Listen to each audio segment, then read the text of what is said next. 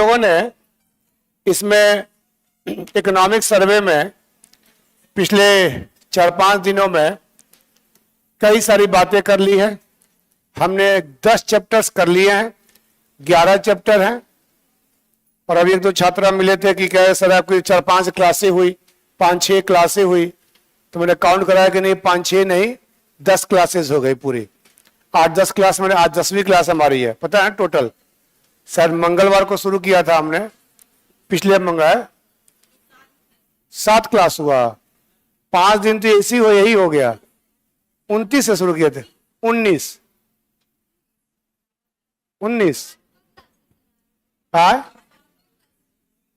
पिछले हफ्ते किस दिन से क्लास शुरू हुआ था? दिन याद नहीं है, मंगलवार या बुधवार, तारीख क्या था?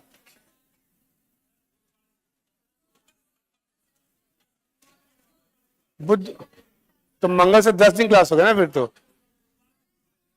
आज 9, अभी 8 था, अभी 9, एक और जोड़ लो, एक और जोड़ो ना, एक और जोड़ो। डेट कौन सा था? अब 16 पहुंच गई, 16 तो 16, 17, 18, 19, 20 संडे था। 16, 17, 18, 19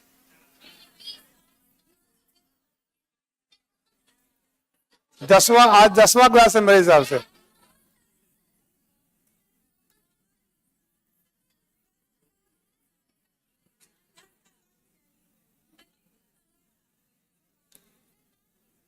कोई बात नहीं, मैंने 8-10 क्लास कहा था, 9 क्लास बीच में हो गया, क्या दिक्कत है? इससे ज्यादा इसको विस्तार से करने की ना आवश्यकता नहीं है।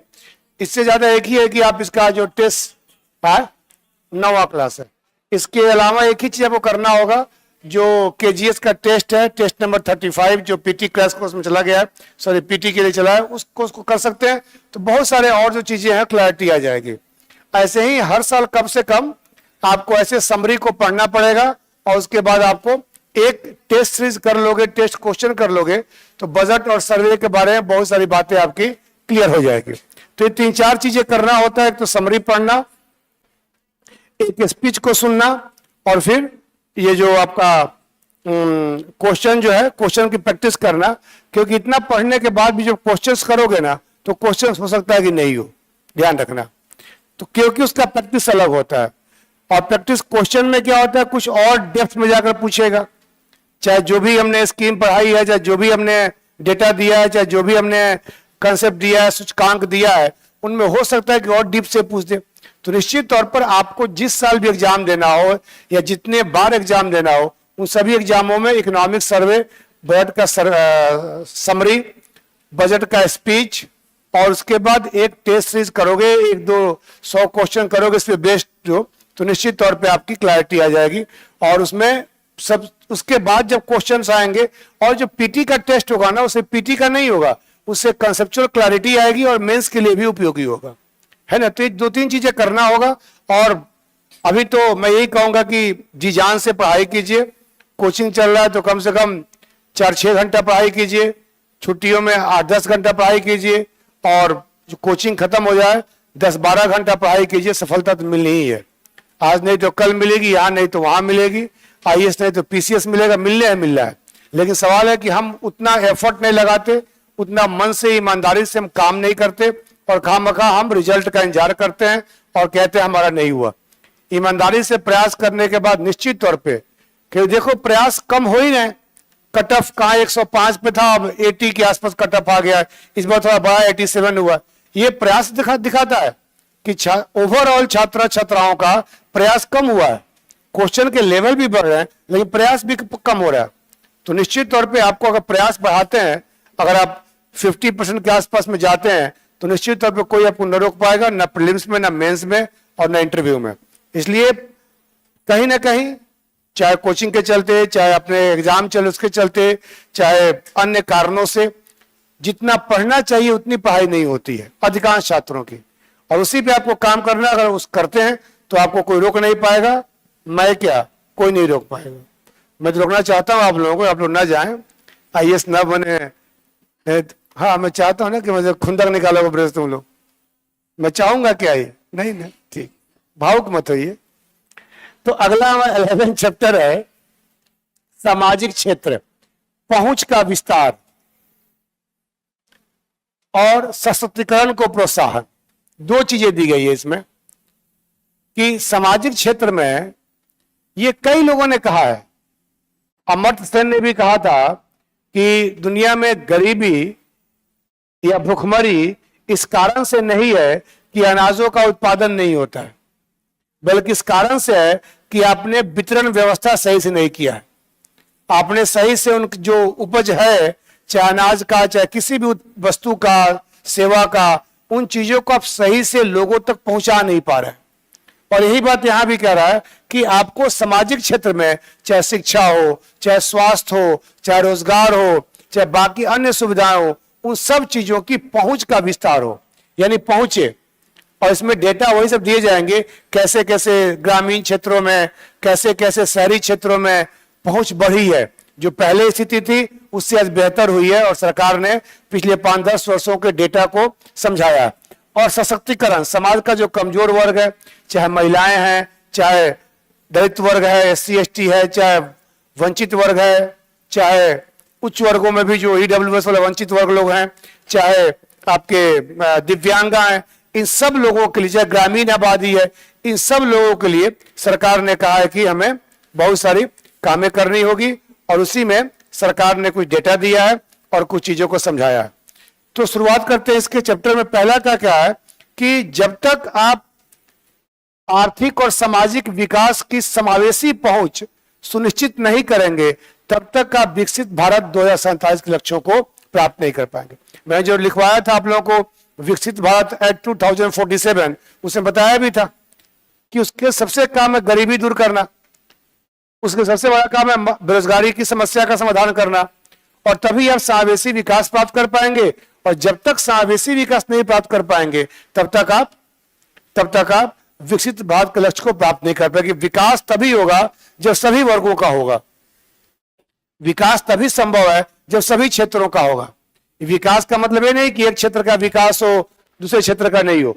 तो समावेशी समृद्धि जो है ही देश को विकसित भारत के लक्ष्य तक पहुंचाएगी। और सरकार ने कहा शिक्षा, स्वास्थ्य, सामाजिक सुरक्षा, कौशल विकास, इन सब के माध्यम से हम अधिक से अधिक रोजगार सृजन करेंगे। और ये रोजगार ही हमारे देश में लोगों की आय बढ़ाएगा, और आय ही देश में लोगों की गरीबी दूर करेगा, और ये गरीबी ही भारत को विकसित भारत के लक्ष्यों को प्राप्त करने में सहायता देगा। तो उसी परिप्रेक्ष्य में पूरा टॉपिक दिया गया है। अब कुछ डेटा है, कुछ चीजों हैं। सरकार ने कहा कि हमने बहुत ज्यादा व्यय बढ़ाया है, चाहे शिक्षा के क्षेत्र में, चाहे स्वास्थ्य के क्षेत्र में, चाहे सामाजिक सेवा के क्षेत्र में। ठीक है, तो शुरुआत करते हैं हम लोग। पहला है हमारा सामाजिक सेवाओं पर व्यय की प्रवृत्तियां। अब ये आपसे पूछ सकता है एग्जाम में, प्रीलिम्स वगैरह में भी, कि पिछले कुछ वर्षों में व्यय बढ़ा है, ज्यादा बढ़ा है, कम बढ़ा है, नहीं बढ़ा है, घटा है। तो कुछ आइडिया जो है हमें होना चाहिए। सामाजिक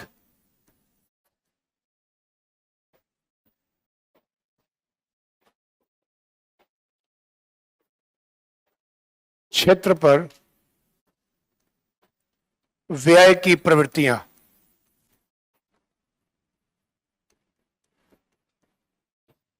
व्यय की प्रवृत्तियां, इसमें कहा इकोनॉमिक सर्वे ने कि वित्त वर्ष 2017 से लेकर के आज तक जो सामाजिक सेवा व्यय है, इसमें कुछ डेटा दिया गया है।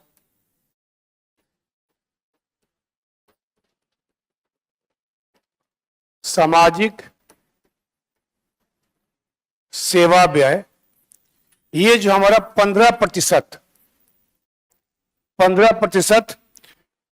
की चक्रवृद्धि, वार्षिक वृद्धि,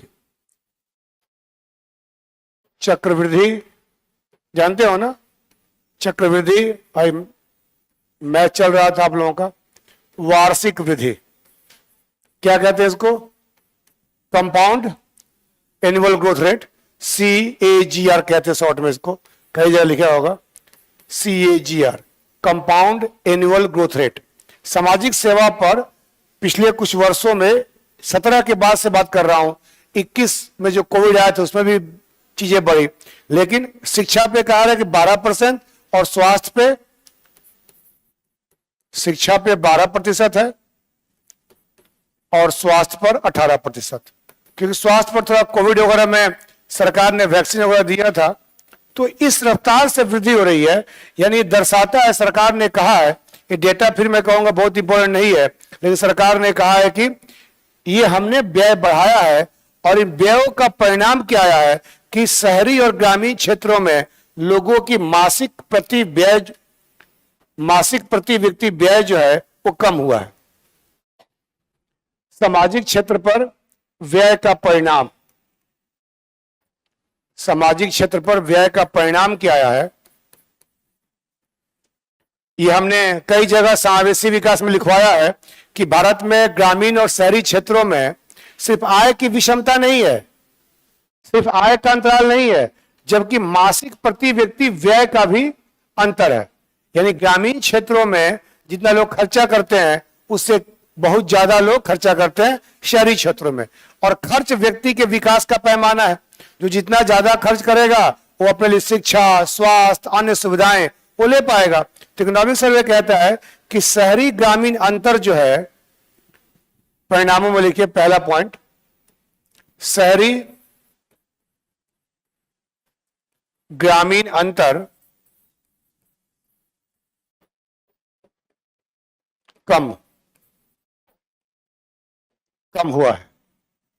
ये सब फैक्ट आप जब क्वेश्चन पूछेगा कि भारत में समावेशी विकास के लक्ष्यों में क्या प्रगति है, कैसे हम बेहतर कर रहे हैं, उसमें आप लिख सकते हैं। ये तो डेटा दिया है मासिक प्रति व्यक्ति व्यय के बारे में, मासिक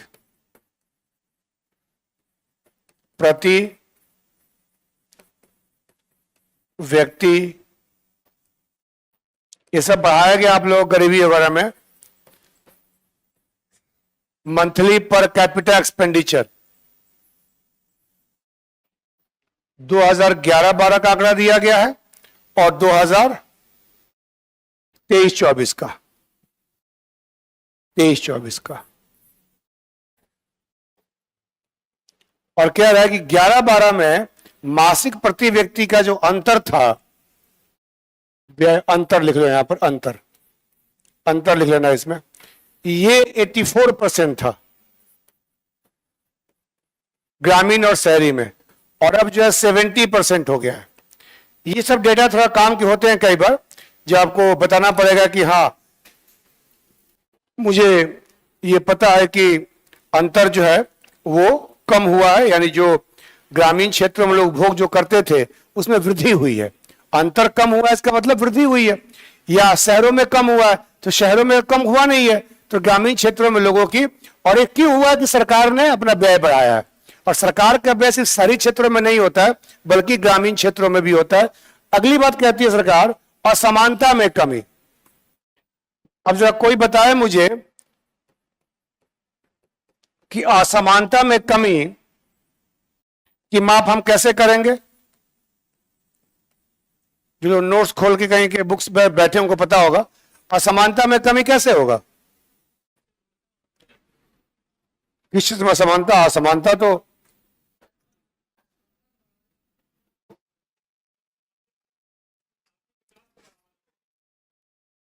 भाई हम तो आर्थिक की बात कर रहे हैं। असमानता में कमी कैसे कहेंगे कि असमानता में कमी है, कोई सूचकांक है इसके लिए? हाँ तो यही तो पूछ रहा हूं जब से, क्यों उतना जाएंगे? आपको पढ़ाया गया है गरीबी में, क्यों जाएंगे उतना? नहीं, कुछ नहीं। मानव विकास असमानता की माप थोड़ी करता है, असमानता की माप करता है गिनी गुणांक। अच्छा वही सर वही पूछ रहे थे, ले चलना एग्जाम में मुझे, मैं बाहर बैठा रहूंगा और वो जो है आपको बताता रहूंगा और आप लिखते रहेंगे, है ना। गिनी गुणांक क्या कहता है कि ग्रामीण क्षेत्रों में और शहरी क्षेत्रों में, दोनों क्षेत्रों में गिनी गुणांक का वैल्यू जो है कम हुआ है। ग्रामीण क्षेत्रों में 22-23 में 0.266 था, 22-23 में और 2023-24 में, और यहां पर भी 22-23 में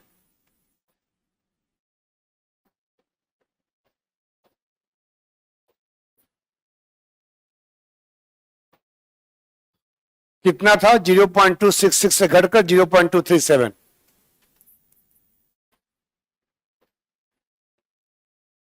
कितना तक वैल्यू होता है इसका, कहां से, माइनस से, पूरा बोलो, 0 से 1 तक, ठीक है, 0 से 1 तक होता है।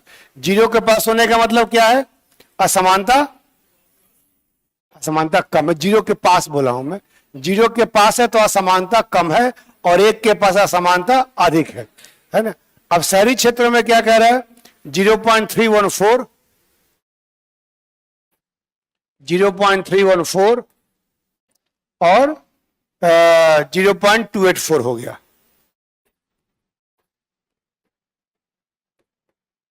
यानी जितना 1 के पास होगा उतनी असमानता अधिक होगी, जितना 0 के पास उतनी असमानता कम होगी। अब इस एक चीज क्या लगता है कि ग्रामीण स्तर में कम हुआ है, शहरी में कम, लेकिन असमानता ज्यादा कहां है, शहरी क्षेत्रों में। तो ये सब आंकड़े दिमाग में आने चाहिए देख करके कि, और ये सरकार के आंकड़े हैं, इकोनॉमिक सर्वे के आंकड़े हैं, उसमें फिर जो है कोई डाउट नहीं हो सकता है। अगर सरकार ने जानबूझ के डेटा को मैनिपुलेट किया तब भी आप उस डेटा को एग्जाम में लिख सकते हैं, उसको कोई आपको मना नहीं करेगा, ठीक है ना। तो ये दिखाता है सरकार ने क्या कहा है कि हमने भाई मासिक प्रति व्यक्ति व्यय बढ़ाया, जिसके चलते लोगों का ग्रामीण क्षेत्रों में अंतर कम हुआ, और साथ साथ क्या कहा कि हमने जो असमानता है इसमें कमी हुई है। इसका दर्शाता है कि सरकार ने ग्रामीण क्षेत्रों में लोगों के लिए ऊपर, शिक्षा पर, स्वास्थ्य पर, इन सब पे काम किया। तो इस तरीके से परिप्रेक्ष्य में इसमें 1 लाइन 2 लाइन का आपका स्टेटमेंट होगा जो एग्जाम में लिखेंगे और नंबर आपको मिलेगा। और अगर मान लो कि प्रीलिम्स में पूछ दे कि क्या स्थिति है ग्रामीण क्षेत्र की, शहरी क्षेत्र की, तब तो आप ये लिख ही पाएंगे। अगला इसमें कहा गया शिक्षा के बारे में, शिक्षा के बारे में, क्योंकि सामाजिक क्षेत्र है,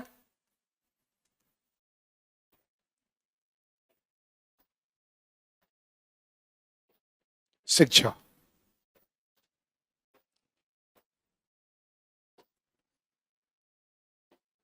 सरकार ने कहा है कि शिक्षा के लिए हमने बहुत सारे कार्यक्रम शुरू किए। नई शिक्षा नीति आई, नई शिक्षा नीति, न्यू एजुकेशन पॉलिसी आई 2020। उसके बाद सरकार ने कहा कि हमने एक निष्ठा कार्यक्रम शुरू किया, एक दीक्षा कार्यक्रम शुरू किया। निष्ठा कार्यक्रम क्या है, निष्ठा, निष्ठा ये शिक्षकों के लिए प्रशिक्षण कार्यक्रम है। इसका फुल फॉर्म होता है national incentive for school heads and teachers holistic advancement. Holistic मतलब पूरा, यह टीचर्स के लिए, शिक्षकों के लिए प्रशिक्षण कार्यक्रम है। ये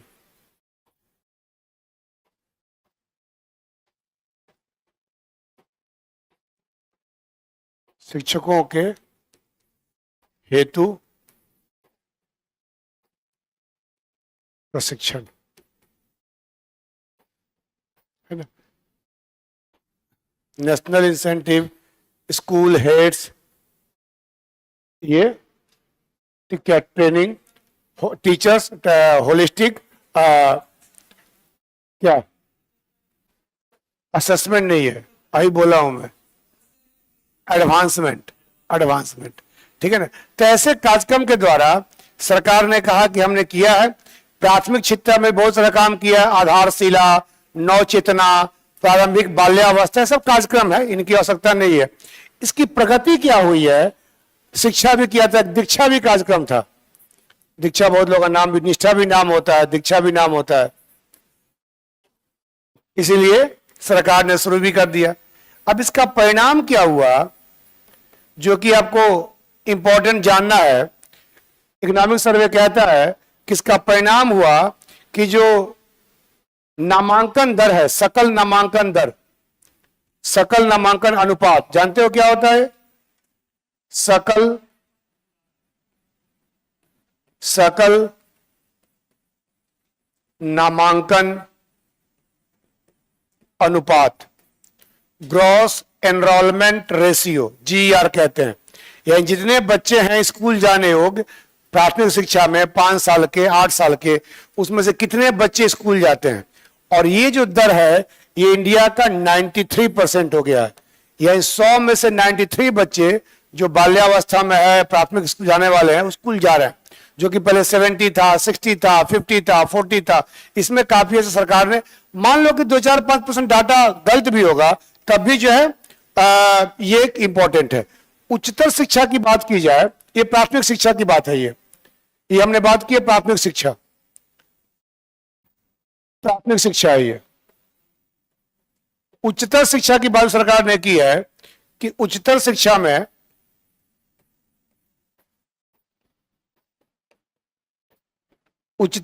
अगर बात की जाए तो उच्चतर शिक्षा में ये स्थिति जो है 2014-15 में इसमें 18 से 23 वर्ष के बच्चों की बात की गई है।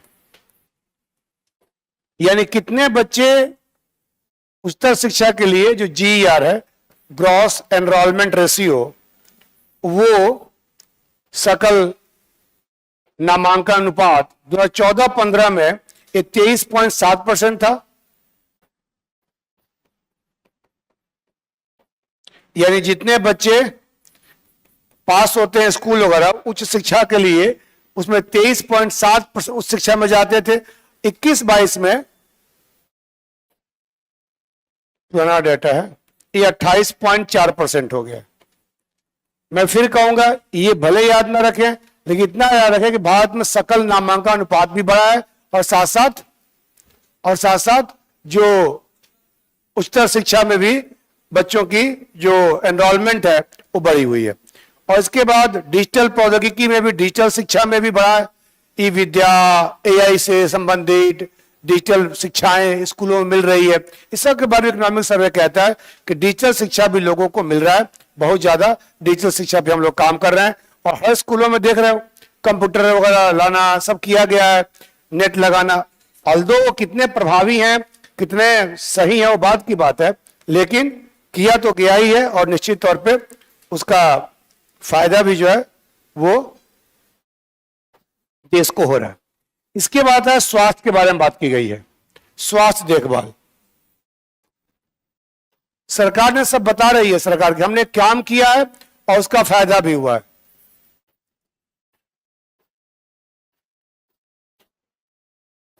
स्वास्थ्य देखभाल,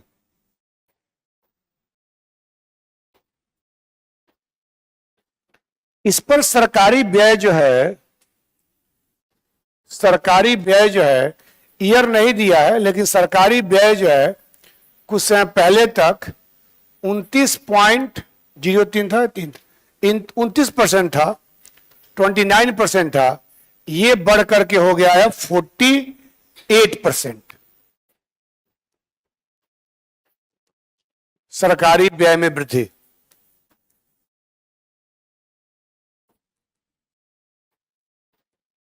सरकारी व्यय में वृद्धि 48% हो गया।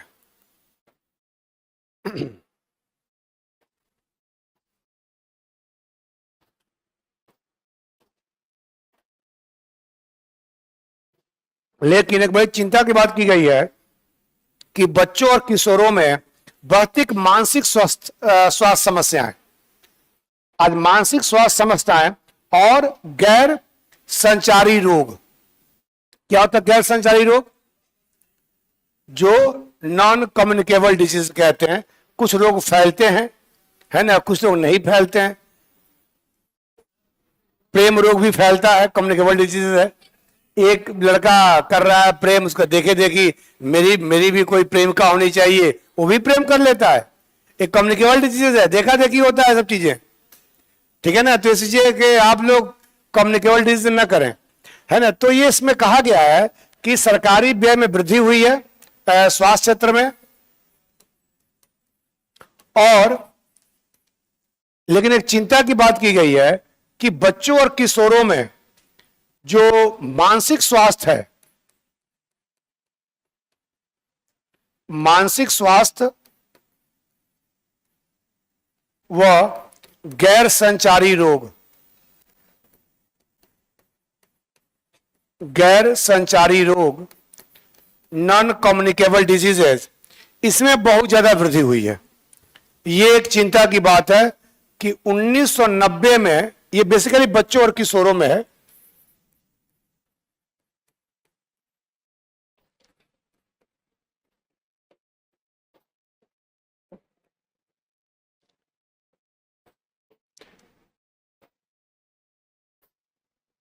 इस क्लास में एक ही है बच्चा, वाकई इस क्लास में एक ही बच्चा है जो सामने खड़ा है। ये मैं नहीं कह रहा हूं, वो घबरा रही है, सर किसको कह रहे हैं?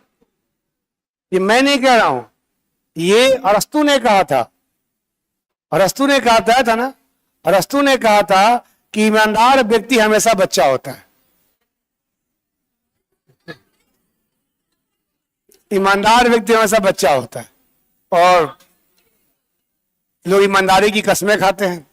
देखिए ना, पूरा देश ईमानदारी कस्में खाता है मेरी, सुनते ही होगा, अखबारों में आता होगा।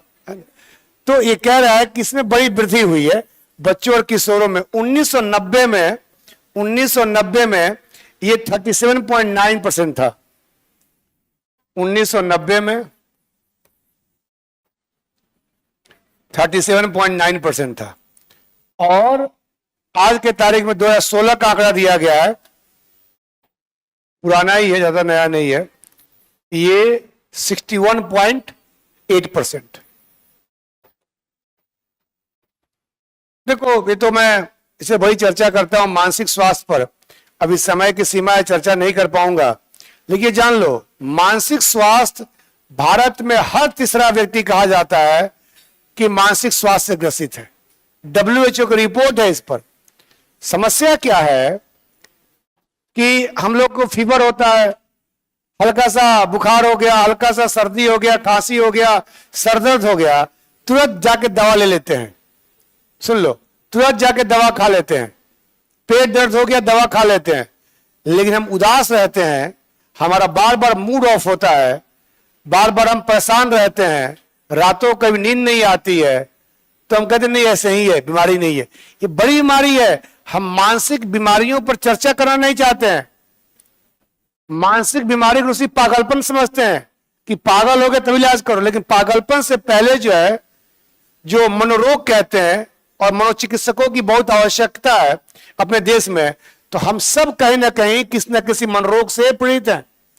मनोरोग और शारीरिक रोग की जांच हो सकती है, मनोरोग के लिए आपको मनोचिकित्सक के पास जाना पड़ेगा, बड़ा हाईली चार्ज भी करते हैं वो लोग। और मनोरोग का दूर जो है करना बहुत जरूरी है, नहीं तो आपके विकास के लिए बहुत बाधक है। आज सोशल मीडिया के चलते, आज कम उम्र में बच्चे युवा हो रहे हैं, उसके चलते हर जगह छोटे बच्चों में यौनाचार आ जाती है, बड़ी समस्याएं हो रही है। ये सब मनोरोग है, एक प्रकार की मनोरोग है, मनोचिकित्सा की आवश्यकता है इसकी। और इसी पे बाद में साइकोथेरेपी किया जाता है, जब मनोचिकित्सा कहते हैं। इसी बाद में एक से एक फोबिया हो जाता है, social phobia, hydrophobia, height phobia, बाद में सिजोफ्रेनिया हो जाता है। सब बीमारी का नाम है, सिजोफ्रेनिया, फोबिया, है ना। फोबिया तो किसी को कुत्ते से फोबिया है, किसी को ऊंचाई से फोबिया है, किसी को पानी से फोबिया है, किसी को एग्जाम का फोबिया है, किसी को यहाँ पे खड़ा करा दो पूरा हाथ लाल हो जाएगा, सब हो जाएगा, पसीना आ जाएगा, किसी को देखेगा नहीं, इसे सावधान में खड़ा होकर बोल देगा। ये फोबिया है। ये सब कहीं ना कहीं अगर लंबे समय तक रह रहा है तो आप बीमार हैं मानसिक रूप से। लेकिन इसकी हम वो नहीं करते। ऐसा नहीं कि अब छोटी सी बातें हो तो रात में नींद ना आए तो जाकर के डॉक्टर के पास पहुंचे, ऐसा नहीं होना चाहिए। लेकिन अगर लंबे समय तक अगर आपके मन में बार बार आपका मूड ऑफ होता है, 2 दिन बड़े खुश रहते हैं, अगले दिन उदास हो जाते हैं, सुबह ठीक है, शाम में अब नॉर्मल हो गए, तो ये दर्शाता है कि अब मनोरोगी हैं आप, अब मनोविकार से पीड़ित हैं। अगर सुबह शाम हो रहा है आपका 4 घंटे पहले आप ठीक थे, 4 घंटे बाद क्या हो गया, मूड ऑफ है, क्यों पता नहीं, पता नहीं मूड ऑफ है।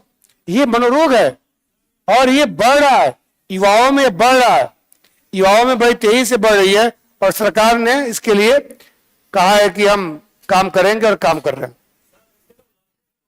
जी, लड़ते बहुत हैं, नहीं लड़ते नहीं है, चिढ़ते बहुत है, खींचते बहुत है।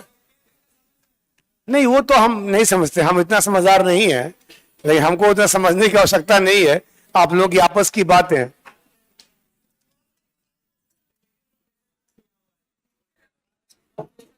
ठीक है, सरकार ने एक और इंपॉर्टेंट बात कही है कि आउट ऑफ पॉकेट एक्सपेंसेस, इसे कहते हैं जो जेब का खर्चा होता, आउट ऑफ पॉकेट, यानी कि जेब से होने वाले खर्च।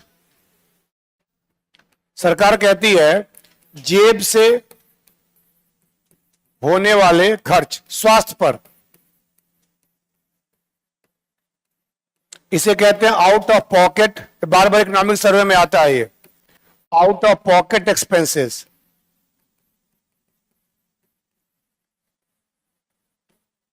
आउट ऑफ पॉकेट एक्सपेंसेस ये जो है 62.6% से खर के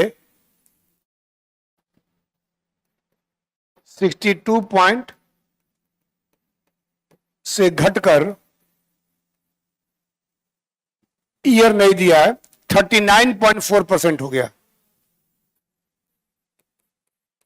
इसका मतलब क्या हुआ, जैसे खाद्य पदार्थों पे कहा जाए कि आपका आउट ऑफ पॉकेट, जेब से खर्चा कम हो गया, क्यों, क्योंकि गेहूं चावल मिल रहा है आपको सस्ते में, है ना। ऐसे ही पीएम आयुष्मान में, पीएम जन आरोग्य केंद्र में आपको दवाइयां सस्ती मिल रही है, जेनरिक दवाइयां मिल रही है, एम्स में सरकारी अस्पताल में इलाज करा रहे हैं आप, तो क्या होगा, आपका खर्चा कम हो रहा है। तो जब सरकार का व्यय बढ़ेगा, सरकार का स्वास्थ्य व्यय बढ़ेगा, तो आम आदमी का स्वास्थ्य व्यय जो है वो कम होगा। इसलिए इन चीजों को समझना है कि भाई जेब से होने वाले खर्चे जो है वो हमारे कम हो रहे हैं, और सरकार ये दर्शा रही है कि हम जो है इस पे खर्चा ज्यादा कर रहे हैं। अब इसके सरकार ने कहा कई सारी योजनाएं हम शुरू किया, ये क्यों हुआ, इसके कारण क्या था, आयुष्मान भारत, प्रधानमंत्री आयुष्मान भारत, तो हर जगह चाहे शिक्षा हो चाहे स्वास्थ्य हो, इन सब में पीएम जन आरोग्य केंद्र,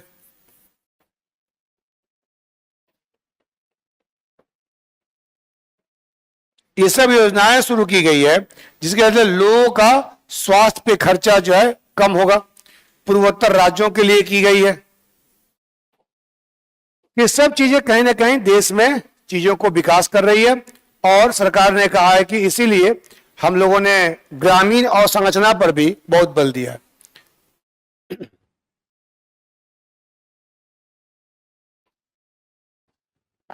तो सामाजिक क्षेत्रों में शिक्षा, स्वास्थ्य, शहरी, ग्रामीण, इन सब की बात की गई है, और फिर सरकार ने कहा कि हमने ग्रामीण अवसंरचना,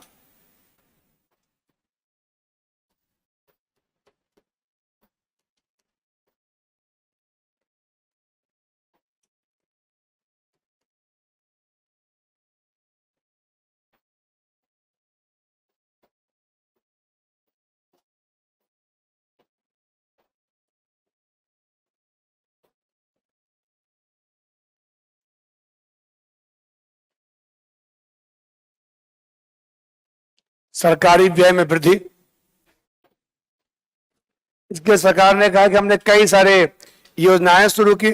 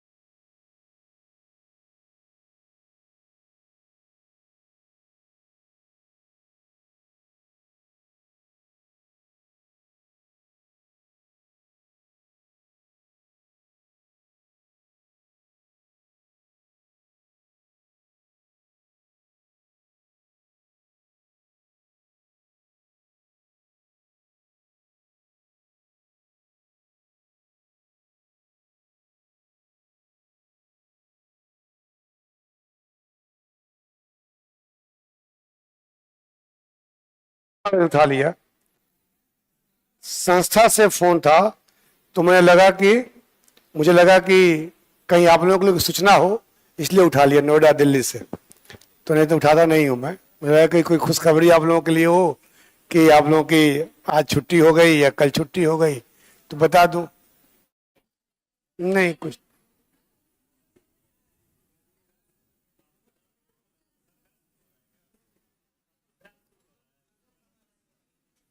नहीं, कुछ मेरे लिए था, बोले सर बाद में बात करते। मुझे लगा कि कोई छात्रों के लिए सूचनाएं हैं, इसलिए मैंने फोन को पिक कर लिया। संस्था के हेड ऑफिस से आया था, फिर कोई सूचना नहीं थी आप लोगों के लिए, मेरे लिए कोई बातें होंगी। बोले सर बाद में क्लास के बाद आपसे बात हम लोग करते हैं। मेरी बात खत्म। वैसे क्या सर इतना चिंतित हो जाते हो?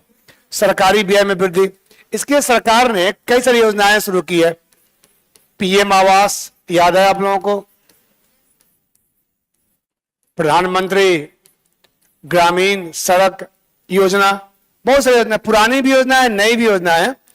और ग्राम सड़क योजना तो खैर अभी प्रधानमंत्री ने बहुत खर्चा किया उस पर। जल जीवन मिशन ये भी है ना, ये सब ग्रामीण क्षेत्रों के लिए है। जल जीवन मिशन, ये कई योजनाएं सरकारें बता रही, इसमें कुछ ऐसा नहीं है, ये बता रही है कि हमने सब चीजों पे खर्चा किया और लोगों की ग्रामीण आय में वृद्धि हुई है, लोगों की ग्रामीण स्तर पर लोगों का रहन सहन बेहतर हुआ है, और ये हमने सामाजिक क्षेत्रों के लिए बहुत सारा काम किया। इसमें मुख्यतः जो है आपको ये ध्यान रखना है कि जब भी मेंस में क्वेश्चन पूछता हो कि दो क्वेश्चन आएंगे कि समावेशी विकास के लिए या विकसित भारत के लिए हमें क्या करना होगा, तो शिक्षा, स्वास्थ्य, गरीबी, ग्रामीण अर्थ, आधारभूत संरचना, ये सब पे काम करना होगा। और दूसरा पूछता है कि क्या सरकार ने कदम उठाए हैं, तो इन कदमों की चर्चा कर दो। तो जब तक शिक्षा, स्वास्थ्य, ग्रामीण और संरचना और क्या कहते हैं कि लोग सशक्तिकरण नहीं करेंगे, समाज के कमजोर वर्गों को मजबूत नहीं करेंगे, तब तक जो है हम लोग इसका विकास नहीं कर सकते। ठीक है, तो ये सब बातें इस चैप्टर में कही गई है। छोटे चैप्टर सब हैं, ज्यादा लंबे चैप्टर ये नहीं है। अब आती है बात अगले चैप्टर की। अच्छा, इन सब के साथ एक सस्टेनेबल डेवलपमेंट तो आएगा ही, वो तो रहेगा ही रहेगा, क्योंकि विकास जहां पर भी हो रहा है वहां पर हम लोग प्रकृति को और पर्यावरण को दूषित कर रहे हैं। तो निश्चित तौर पर हम लोग ये एक कह सकते हैं कि इन सब के साथ जो है हम लोगों को प्रकृति को और पर्यावरण को, इन सब की रक्षा हम लोगों को करनी है। ठीक है, अगला चैप्टर जो है वो रोजगार और कौशल विकास से है। और वैसे रोजगार और कौशल विकास पे बहुत सारी बातें हो गई है, बहुत सारी बातें, लेकिन इसमें क्या कहा गया है, इसमें कुछ डेटा है, कुछ रिपोर्ट है, क्या है, PLFS के पीरियोडिक लेबर फोर्स सर्वे के कुछ आंकड़े हैं जो आप लोगों को जानना चाहिए। और उसमें एक दो संकल्पनाएं आ जाएंगी, आप लोगों से पूछूंगा भी और बताऊंगा भी, और फिर मैं, आप नहीं बताएंगे तो मैं जाऊंगा भी।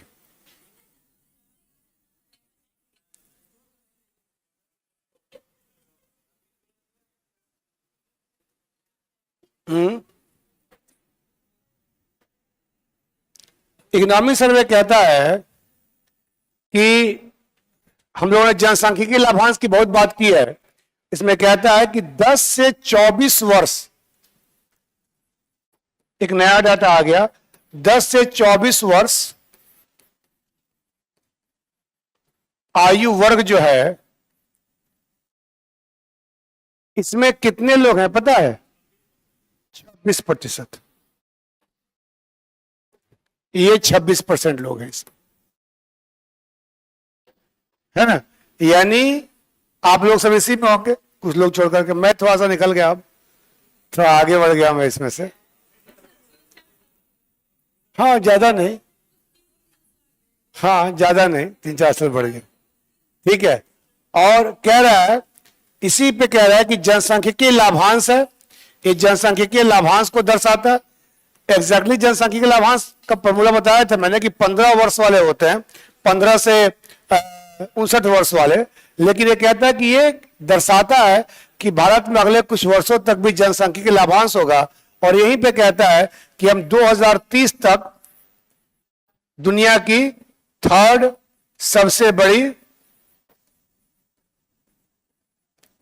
अर्थव्यवस्था बन जाएंगे। किसके बाद? चीन और अमेरिका, और चीन के बाद। अब सबको पता होगा कि अमेरिका और चीन 1 और 2 पे हैं, और वो लड़ते रहते हैं आपस में, कभी 1 2 कोई होता है, कभी कोई होता है। इसका इस चैप्टर में रोजगार के बारे में बातें की गई है। आज क्यों सुस्ती आ रही है?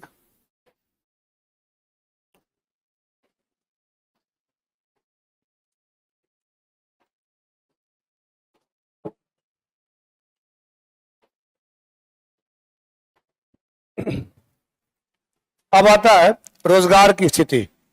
इसमें कुछ पूछना आप लोगों से, रोजगार की स्थिति।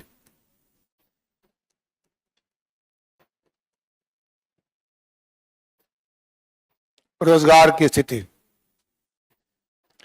बेरोजगारी दर जो है, बेरोजगारी दर जो है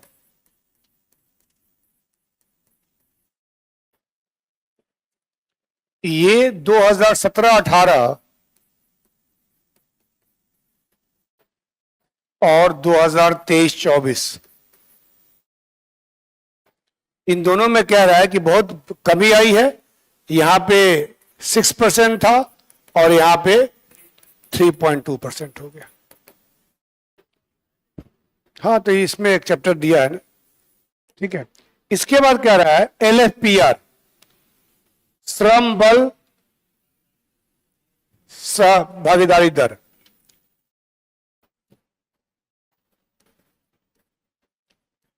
श्रम बल सहभागिता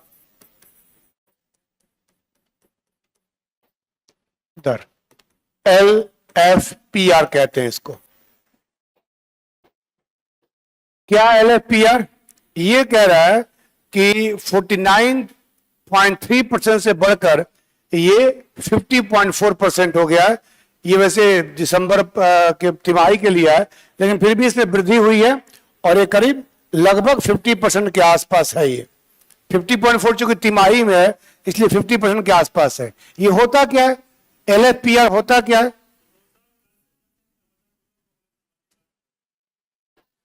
आपने बोल दिया है, टोटल कार्यशील जनसंख्या, दोबारा नहीं बोल रहा है, अपॉन टोटल पॉपुलेशन, यही बोला है। अब फिर नहीं, अब कार्यशील जनसंख्या तो 1567 ही होगा, वही मानूंगा, ठीक है। और कोई जानता है? कोई नोट्स लेके आए जी? 15 से श्रम बल सहभागिता दर का फॉर्मूला लिखवाया गया है।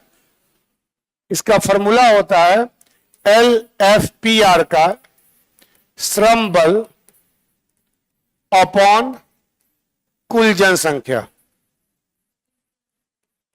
अभी परेशान मत हो, रुक जाओ, पेज मत पलटो। इंटू 100, यानी श्रम बल सहभागिता दर ये वर्किंग पॉपुलेशन से, कार्यशील जनसंख्या से कोई मतलब नहीं है। इसका मतलब है श्रम बल से। श्रम बल भाग देकर कुल जनसंख्या आता है। अब मैं ये पूछूं यहां पर आप लोगों से कि श्रम बल क्या होता है? क्या आप श्रम बल हैं? क्या आप श्रम बल हैं? नहीं है। अब लो, नया कंसेप्ट आ गया, श्रम बल नहीं है आप लोग। श्रम बल कौन होता है?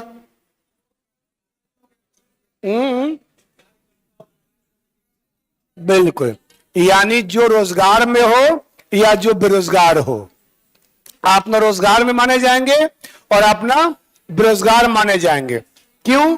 क्योंकि अब काम की तलाश अभी नहीं कर रहे हैं, ये समझाया गया था आप लोगों को। तो LFPR होता है श्रम बल अपॉन कुल जनसंख्या, और इसमें जो है घटी हुई है। अगला एक और होता है, ये भी दिया गया है WPR, श्रमिक जनसंख्या। बोर्ड पे देखो, श्रमिक जनसंख्या अनुपात, WPR।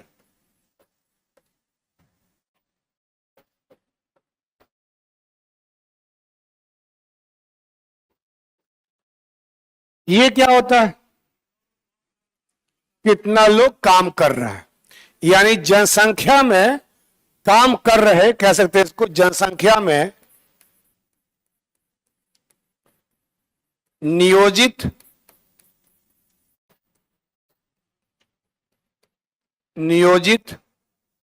लोगों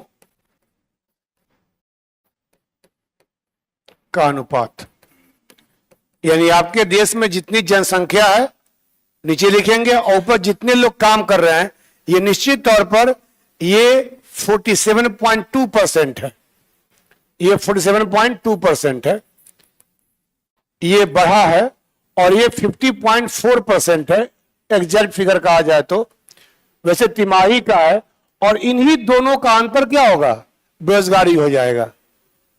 इतने श्रम बल है, यहां देखो ऊपर, ये श्रम बल इतना है, श्रम बल सहभागिता दर, श्रम बल हो गया, और ये क्या हो गया कि जितने लोग काम कर रहे हैं, इतने लोग काम कर रहे हैं, और इतने लोग काम करने के लिए तैयार हैं जिनको कुछ में काम नहीं मिले, इन दोनों का अंतर जो है वो क्या हो जाएगा, बेरोजगारों की संख्या हो जाएगी, बेरोजगारी दर हो जाएगी।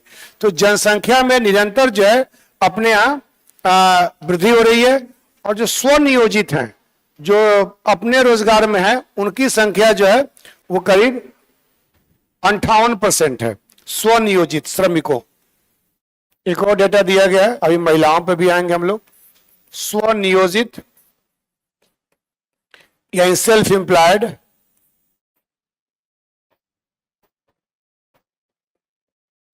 स्वनियोजित श्रमिक, इसमें जो है 2017-18 में 52% था, 52.2, 2017-18 और 2023-24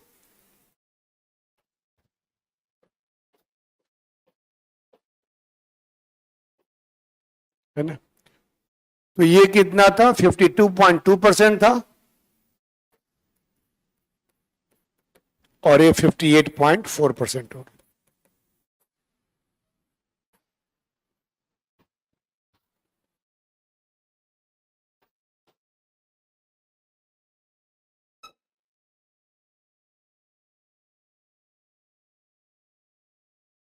ठीक है, अब बेरोजगारी में ही महिलाओं की बात कर लेते हैं, फीमेल की, यहीं पे लिख लो, नहीं दिखे तो पूछ लेना। महिला श्रम बल सहभागिता दर, female labour force participation ratio, है ना, इनका जो है इसको कहते हैं FLFPR। इसका जो था 17-18 में 23.3% था महिलाओं की,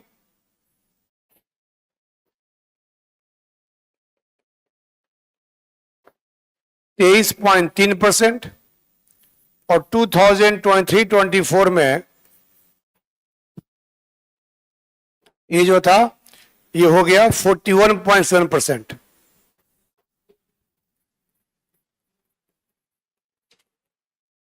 बोलिए,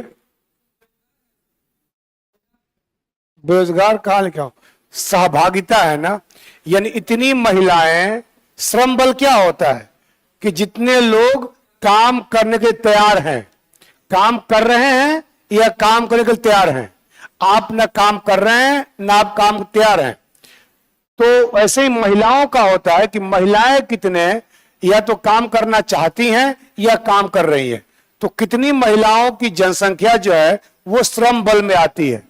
श्रम बल क्या होता है, रोजगार प्लस बेरोजगार, आप न बेरोजगार है ना रोजगार में, क्योंकि आप रोजगार की तलाश नहीं कर रहे हैं, हो सकता है कि आपने बेरोजगारी का टॉपिक ठीक से क्लास में नहीं पढ़ा। अब पूछिए, अभी समझ में नहीं आया है लेकिन मान लीजिए समझ में आ गया।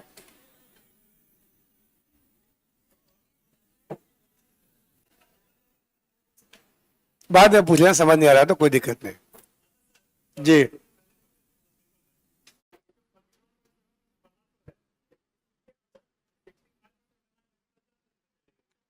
चली नहीं गई है, उनको कहीं और काम ही नहीं मिल रहा है, तो महिलाएं एग्रीकल्चर में रहती हैं जी। 100 महिलाएं, हाँ।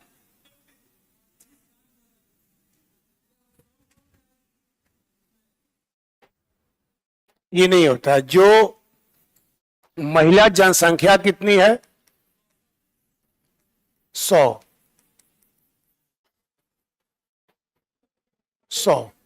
महिला काम कितनी कर रही है? 20। और काम की तलाश कितनी कर रही है? शायद तलाश थोड़ी करेंगे, शायद कैसे कर ले? आप कहां काम की तलाश कर रहे हैं? आप थोड़ी हैं, पुरुष का देख लो ना, आप थोड़ी बेरोजगार हैं। 20 काम कर रही है और मान लो 15 लोग काम की तलाश कर रहे हैं, वो श्रम बल होंगे।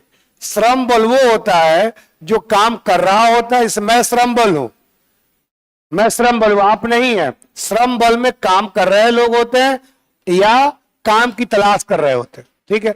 तो महिला में 20 काम कर रही है और 15 या 25 या 30 को भी मान लो काम की तलाश कर रही है। हाँ, अगर 20 कर रही है तो, और 20 तलाश कर रही है तो 40 हो गया।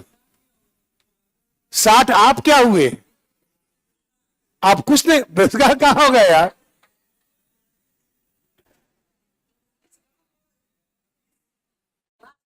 हाँ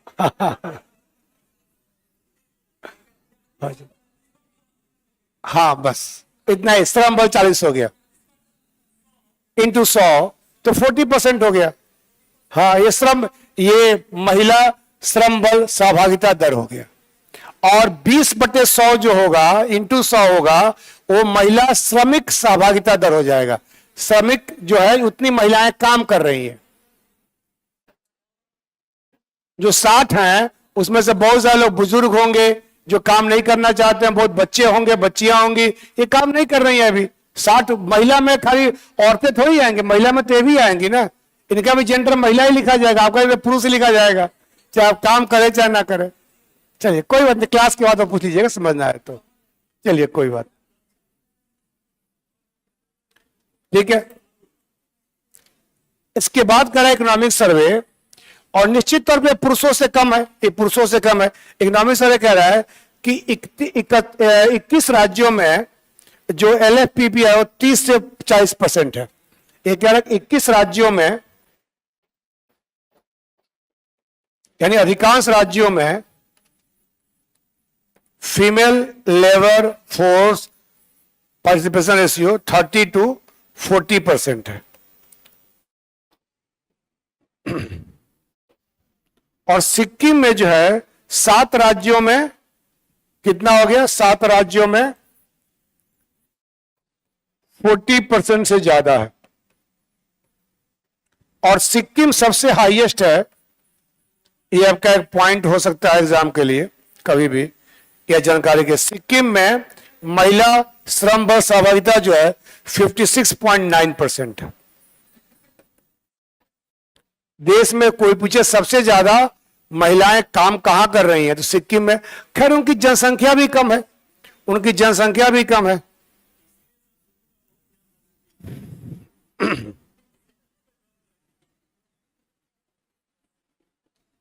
ठीक है। इसके बाद कहा गया, इसमें हो गया ये,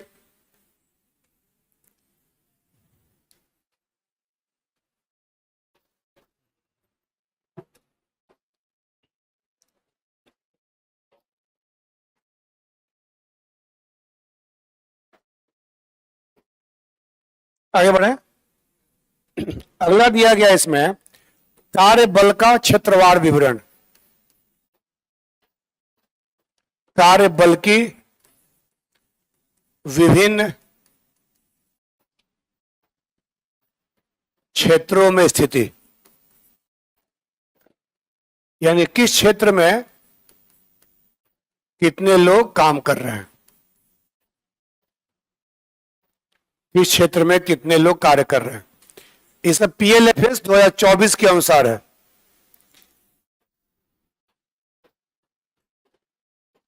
तीन क्षेत्र हैं, सेवा और कृषि और वो। यह PLFS 2023-24 के अनुसार इसमें कह रहा है कि कृषि क्षेत्र में 17-18 में 44.1% थे और अब 46.1 हो गए। कृषि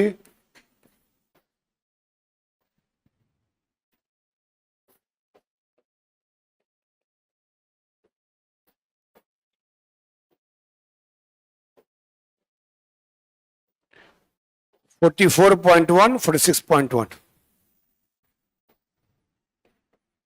यानी विगत कुछ वर्षों में कृषि क्षेत्र में जो श्रमिक हैं उनकी संख्या कम हुई है।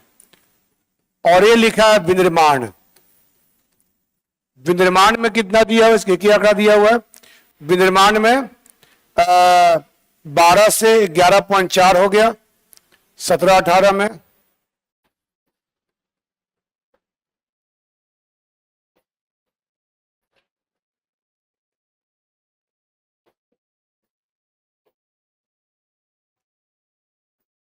बारह पॉइंट एक से 11.4।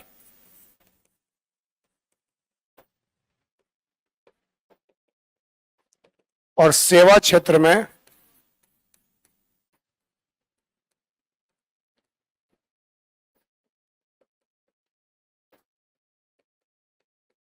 इसमें वृद्धि हुई है, इसमें भी घटा हुआ 31.1 से 29.7 रह गया।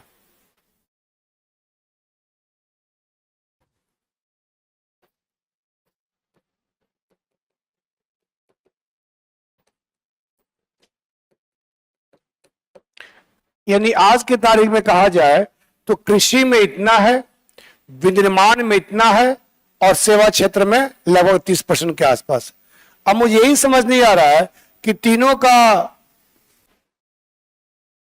का एडिशन जो है 100 कहां हो रहा है। तीनों को ऐड करने पे 100 कहां आ रहा है? जो बताएगा 5 रुपये इनाम पाएगा। नहीं भाई, ये तो 100 लोग काम कर रहे हैं, 100 लोग कामों का बंटवारा है। ये बेरोजगारी तो पूरी जनसंख्या का थोड़ी होता है। ये कितने परसेंट लोग कितना काम कर, 100 लोग देश में काम कर रहे हैं तो 100 लोग में कितने लोग कृषि में है, कितने लोग विनिर्माण में है, कितने लोग सेवा में है, ये दिया गया।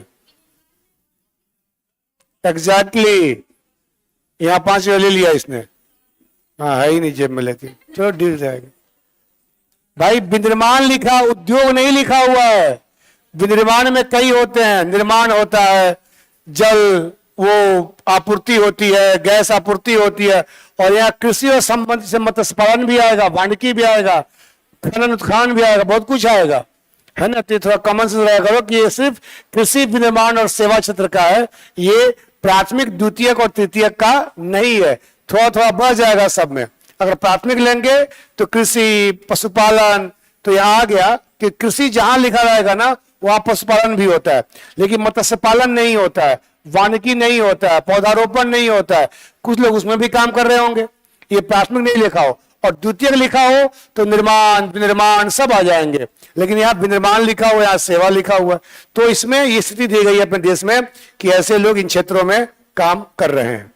ठीक है। इसके बाद इकोनॉमिक सर्वे कहता है कि भारत में औपचारिक क्षेत्र का विकास हुआ है। ये कल भी हमने बात की, थोड़ा सा बात की इसके बारे में। औपचारिक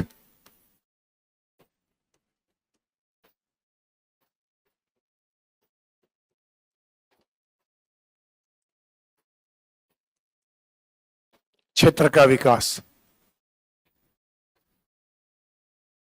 हमने बताया था कि ईपीएफओ के सब्सक्रिप्शन में बहुत वृद्धि हुई है। ये डेटा दिया गया पहले। ईपीएफओ पता है ना?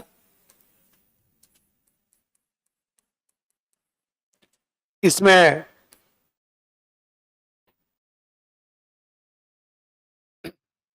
के अंशदान कहते हैं।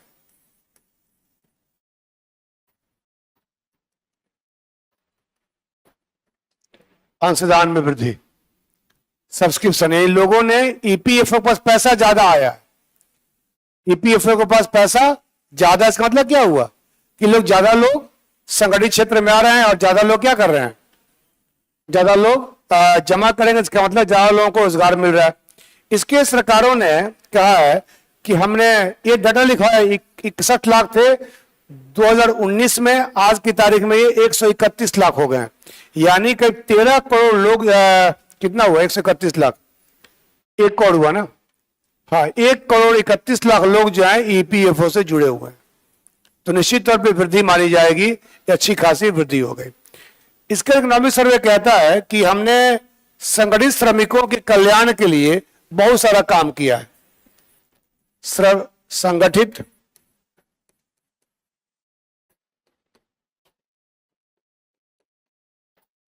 श्रमिकों के कल्याण हेतु कदम, संगठित को थोड़ी होगा, यहां पर औ होगा ना, औ लगा देना। संगठित तो मिलता ही है सब कुछ, पीएफ मिलता है, बीमा मिलता है, सब कुछ मिलता है। असंगठित श्रमिकों के लिए, जिनके लिए कोई सरकार सुविधाएं नहीं देती थी, सरकार ने कहा है कि हमने ई श्रम शुरू किया। याद है आप लोगों को, नाम सुना कभी ई श्रम?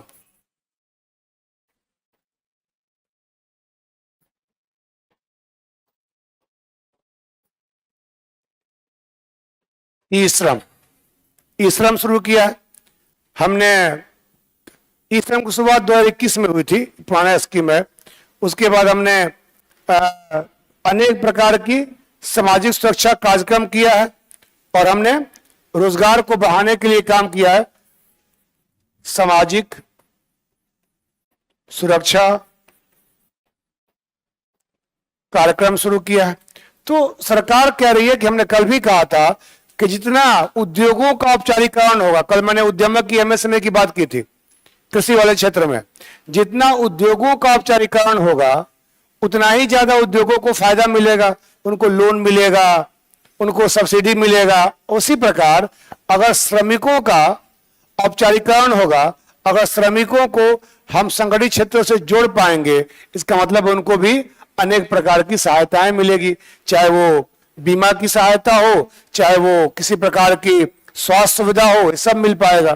तो सरकार ने जो असंगठित क्षेत्र में जो काम कर रहे हैं उनके लिए ई श्रम कार्यक्रम शुरू किया था। एक पोर्टल है जहां पे अपने आप को रजिस्टर्ड करना होता है। ये 2021 में आया था, 26 अगस्त 2021 को आया था योजना, ये है ना। तो ये सब सरकारों ने कहा है कि हमने चीजों में बहुत सारा काम किया है। और सरकार ने भी कहा है कि सुरक्षा बनाम लचीलापन, यानी हम दोनों काम कर रहे हैं, श्रमिकों को रोजगार भी दे रहे हैं, रोजगार में सुरक्षा भी दे रहे हैं। सुरक्षा का मतलब क्या हुआ?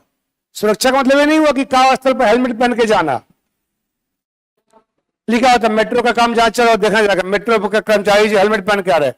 सुरक्षा का मतलब वो नहीं है सिर्फ, सुरक्षा का मतलब एक कार्यस्थल पर भी होता है और एक होता है कि उनको जो भी सेवा दे रहे हैं वो सुरक्षित हो, जब न तो हटा दिया जाए या उनकी कार्य की जो अवधि है वो फिक्स हो, उनको एक फिक्स वेतन मिले, उनका वर्किंग आवर फिक्स हो, उनका जो बोनस वगैरह मिले, उनको बीमारी होती है तो छुट्टियां मिले, बीमा मिले, स्वास्थ्य सुविधाएं मिले। इसे कहते हैं जॉब सिक्योरिटी, इसे कहते हैं कार्य सुरक्षा।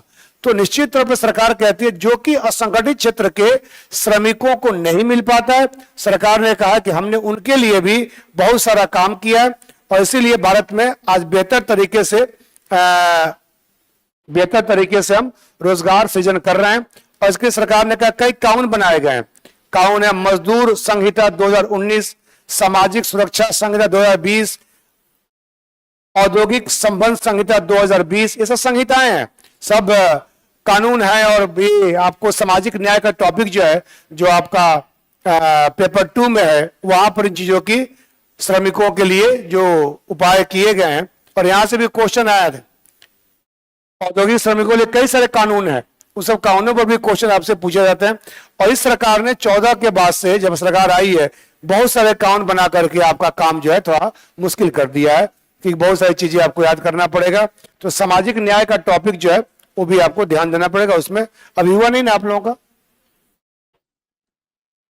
अगला विषय वही है, क्या है, क्या चल रहा है, अगला विषय क्या है? जो गए थे वही आएंगे, ठीक।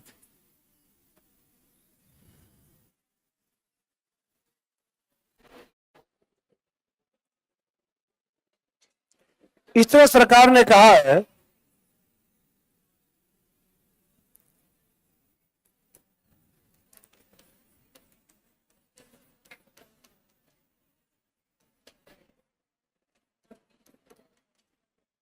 रोजगार सृजन के लिए सरकार ने कहा है कि हम डिजिटल अर्थव्यवस्था और डिजिटल चीजों के द्वारा हम रोजगार सृजन करेंगे और ज्यादा डिजिटल क्षेत्र में बड़ी संभावनाएं। और सरकार ने कहा है कि डिजिटल अर्थव्यवस्था भारत की 2025 तक भारत की डिजिटल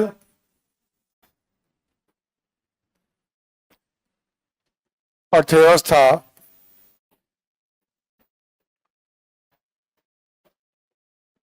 2025 तक $1 ट्रिलियन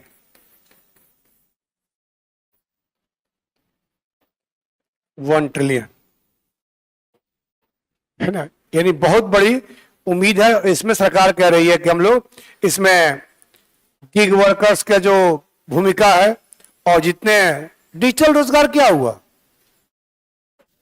डिजिटल रोजगार क्या हुआ, डिजिटल क्षेत्र रोजगार कैसे मिलेगा?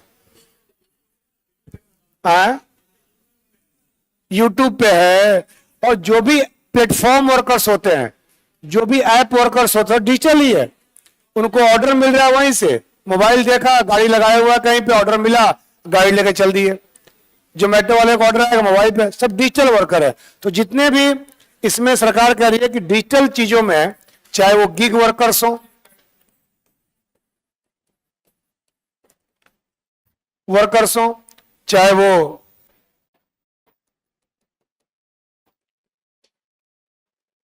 चाहे वो प्लेटफॉर्म वर्कर्स हो,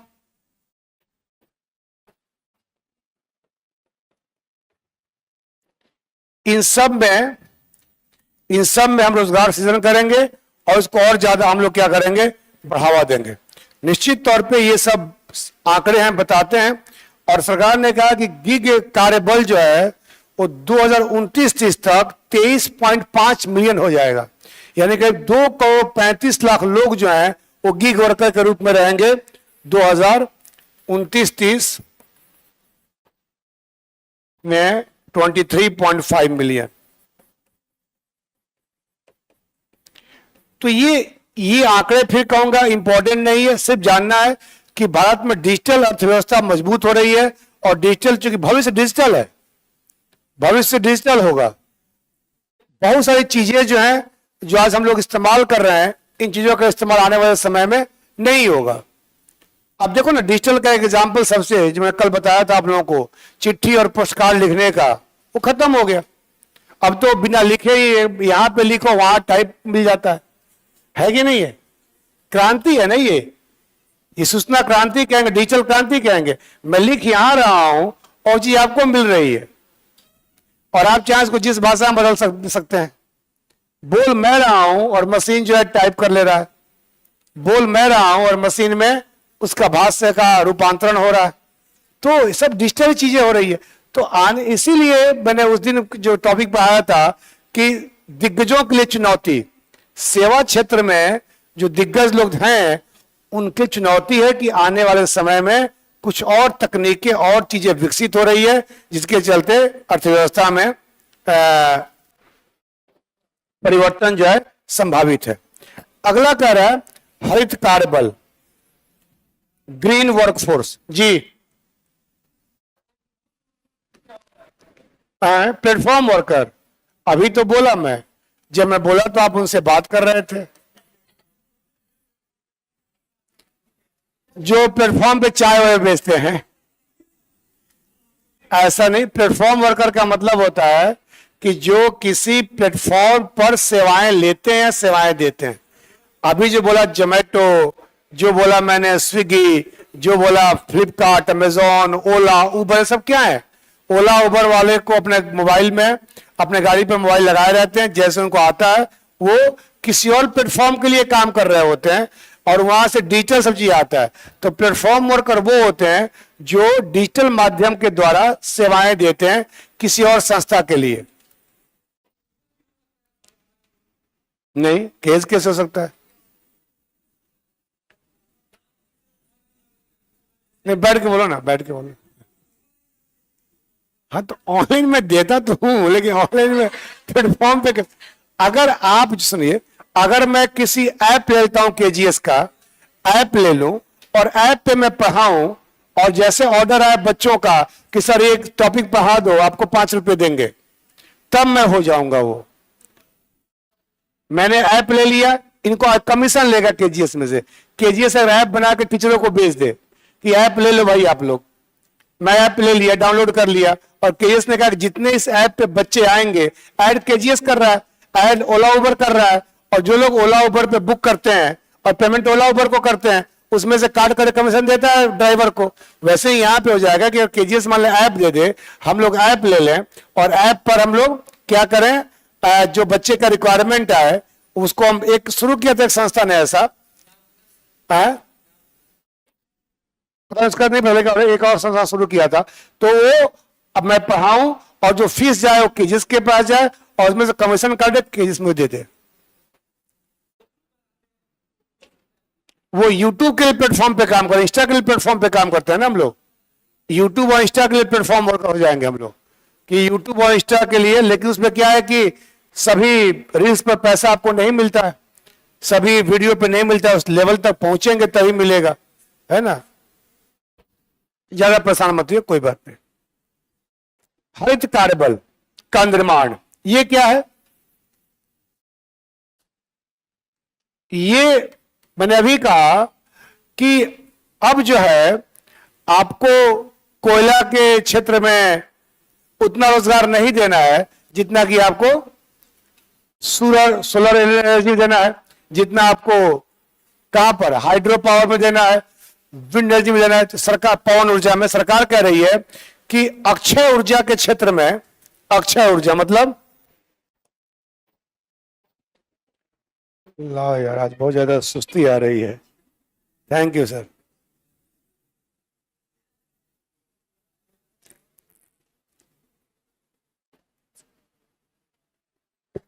अक्षय ऊर्जा के क्षेत्र में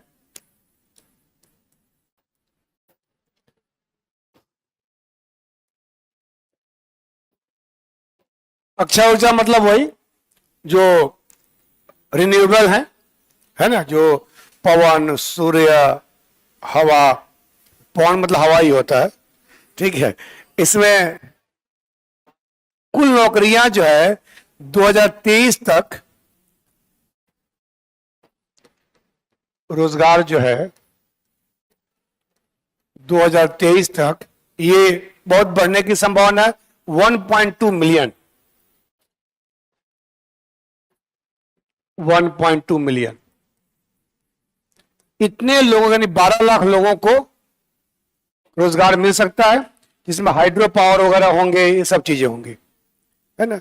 तो ये इसमें और कुछ नहीं है। सरकार ने कहा है कि हम महिलाओं को रोजगार भी देंगे इन चीजों में, और ऐसा करेंगे जेंडर पक्षपाती टूल्स वगैरह बनाएंगे कि ऐसी संस्था जेंडर के साथ पक्षपात ना कर सके। तो बहुत सारी बातें की गई है। तो कहने का सेंस है कि आने वाला समय जो है ये हमें हरित कार्य बल की तैयारी करनी है। और देखो, इसके लिए जब आप एग्जाम में क्वेश्चन वगैरह लिखते हो ना, तो ध्यान रखो इसके लिए क्या होगा। इसके लिए आपको ये भी ध्यान रखना है कि शिक्षा व्यवस्था में शिक्षण कौशल, आप कैसे हरित कार्य बल तैयार करोगे।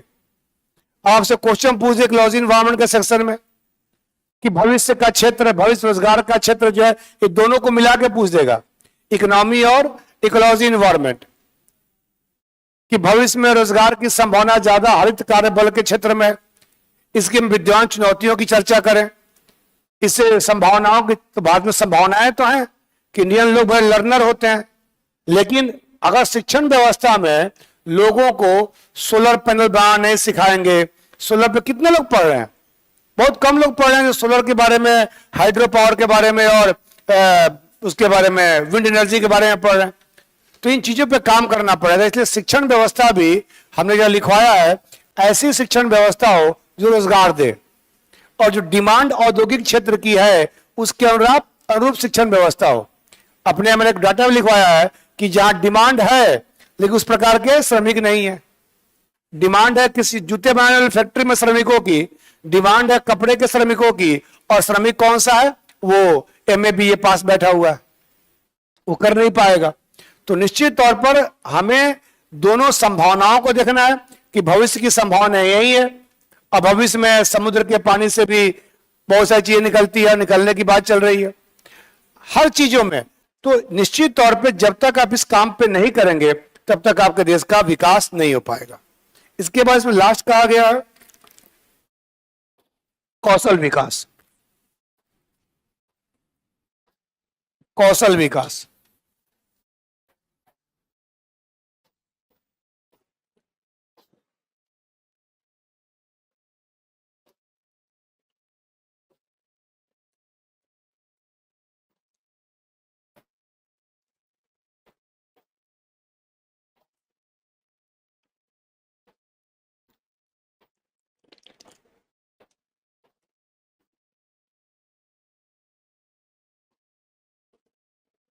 इकोनॉमिक सर्वे कहता है, 3 शब्दों की बात करता है, न्यू स्किलिंग, री स्किलिंग और up skilling.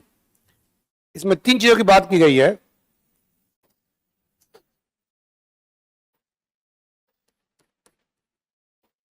New skilling, Hindi लिख रहा हूं मैं, पहले इंग्लिश में लिख लो।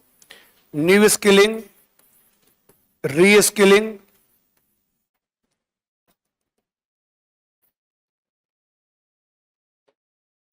और अप स्किलिंग। और अप स्किलिंग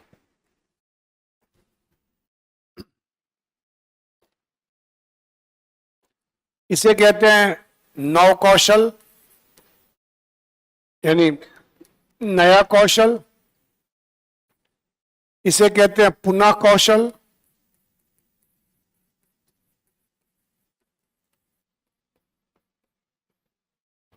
कौशल बढ़ाना।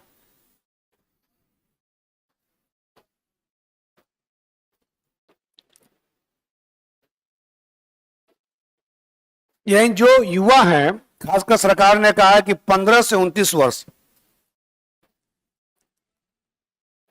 थोड़ा सा मेरे से कम, 15 से 29 वर्ष, इन लोगों को आपको नया कौशल भी देना है। जो नई नई तकनीक आ रही है, जो नई नई चीजें आ रही है, उन पे उनका कौशल विकास किया जाए। और कुछ लोग जो पुराने कौशल वाले लोग हैं उनको रिसाइकलिंग करना, रीस्किलिंग करना, उन्हें कौशल को बढ़ाना। और एक है कौशल पुनः कौशल करना, यानी ये कहता है उसको ड्राइविंग आती है सिंपल कारों पर, अब डिजिटल कार पे ड्राइविंग करनी है, जिसे कहते हैं रीस्किलिंग। स्किल से बेहतर करना है, यानी खाना बनाने आता है लकड़ी के चूल्हे पर, अब गैस जलाने, बिजली के चूल्हे पे, इस पे खाना बनाना है, इसे रीस्किलिंग कहते हैं। और एक होता है अप स्किलिंग, यानी एक काम आता है दूसरा काम भी सिखाना उसको, उसके स्किल को और बढ़ाना। सरकार कह रही है कि हम लगातार जो है इन तीनों पे काम कर रहे हैं, और उसमें IIT का एग्जाम्पल दिया है, ITI का एग्जाम्पल दिया है, सबका एग्जाम्पल दिया, जिससे कि चलते हम छात्रों को और जो इसके अभ्यर्थी है, ऐसे महिलाओं की बढ़ाने की बात भी कही गई है। ITI, डिजिटल इंडिया, इन सब के थ्रू, डिजिटल इंफ्रास्ट्रक्चर, इन सब के थ्रू लोगों में इन चीजों का विकास करने की बात कही गई है। इंडिया में कहा गया है कि भारत में 23-24 में 15 से 29 वर्ष के लोग जो थे वो 4.9% युवा ही क्या किए, उच्च तकनीकी शिक्षा के लिए गए। ये डाटा सब लिखवाया गया आप लोगों को। 15 से 29 वर्ष के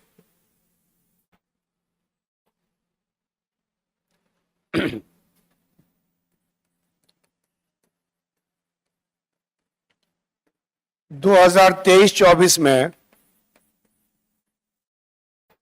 उच्च शिक्षा के लिए जो गए लोग, उसमें 4.9% व्यवसायिक स्रोतों से गए,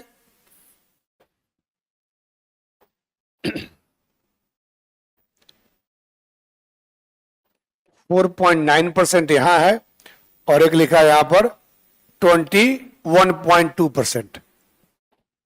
ये दो क्या लिखे हैं? तो ये है औपचारिक स्रोतों से सीखा उन्होंने, औपचारिक, और ये हो गया अनौपचारिक। क्या मतलब हुआ? क्या मतलब हुआ? कहा? कहा? जितने ये बाइक बनाते हैं, कार बनाते हैं, उसमें कितने आईटीआई से आए हैं? कोई नहीं आया है। वो सब जो है उस्ताद के पास रहकर सीख जाते हैं। टेलरिंग मशीन जो सीखते हैं लोग, सिलाई करना वगैरह, तो बहुत सारे लोग जो हैं वो क्या सीख लेते हैं? अनौपचारिक स्रोत। इंडिया में ज्यादा यही है, अनौपचारिक स्रोत से ज्यादा लोग सीखते हैं, 21.2%। औपचारिक से कम सीखते हैं। और अनौपचारिक जो होते हैं ना, डॉक्टर भी होते हैं, कंपाउंडर है, डॉक्टर के पास रहा है, इंजेक्शन देना आ गया और डॉक्टरी शुरू करते हैं। लेकिन उन लोगों ने बचाया था। कोविड के समय में डॉक्टर डर गए थे, लेकिन वो लोग डरते नहीं थे।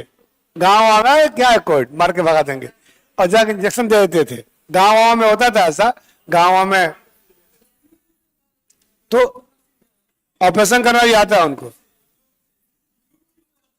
हाँ हाँ, सही बात है। मैं बेदखल लोगों को जानता हूं ऐसा।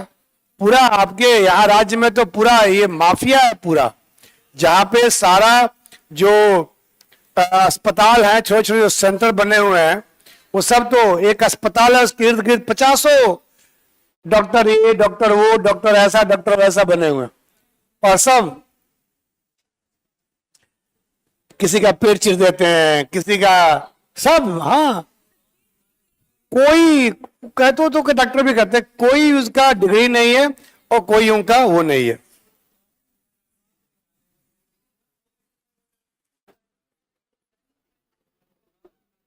और एक बड़ा इंपॉर्टेंट बात कहा गया इसमें कि जो 90.2% 90.2% से अधिक कार्यबल भारत में जो काम कर रहा है, वो जो है माध्यमिक स्तर का शिक्षा प्राप्त नहीं किया है। माध्यमिक स्तर का 10% लोग हैं जो हाई स्कूल वगैरह पास किए गए। ऐसे भी यार कि सरकारी कर्मचारी कितने हैं? 50 लाख के आसपास है। टोटल 1 करोड़, 1.5 करोड़, 2 करोड़ लोग होंगे जो मेन काम तो ये जो लोग काम कर रहे हैं, जहां आप जाकर देखो, इस चौराहे पर, उस चौराहे पर, दुकानों से लेकर के हलवाई के यहाँ, यहाँ वहां, उसमें अधिकांश लोग जो हैं वो क्या है, उन्होंने 10th पास नहीं किया है, वो लोग काम कर। किसान में कितने पास किए गए होंगे? मजदूर कितना पास किया होगा? आप ये मत सोचो कि रिलायंस में, टाटा में, उसमें उसमें कितने लोग कर रहे हैं। रिलायंस में 2 4 5 लाख लोग, 1 लाख लोग काम कर रहे होंगे। टाटा में कितने लोग काम कर रहे होंगे? पूरे देश को जोड़ दिया जाए तो उनकी संख्या बहुत कम है। उनकी संख्या बहुत, यानी इंडिया में अधिकांश श्रम बल जो है वो क्या है, माध्यमिक स्तर तक यानी 10th क्लास तक शिक्षा प्राप्त नहीं किया है। तो ये एक टॉपिक था जिसमें हम लोगों ने कुछ डेटा जाने और कुछ इंपॉर्टेंट बातें जानी। जब इसको पढ़ेंगे तो और चीजें आपको दिमाग में क्लियर हो जाएगी, और इसमें कुछ उल्लेखनीय बात नहीं कही गई है। एक लास्ट है, वो 5 मिनट का है, कुछ है ही नहीं उसमें दिया हुआ।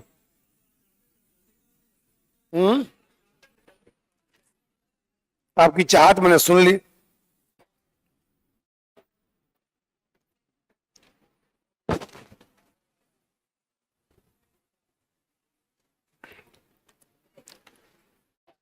अब लास्ट टॉपिक है हमारा प्रधानमंत्री, सॉरी, कृत्रिम बुद्धिमत्ता, आर्टिफिशियल इंटेलिजेंस युग में श्रम व्यवस्था, संकट या उत्प्रेरक। संकट या उत्प्रेरक।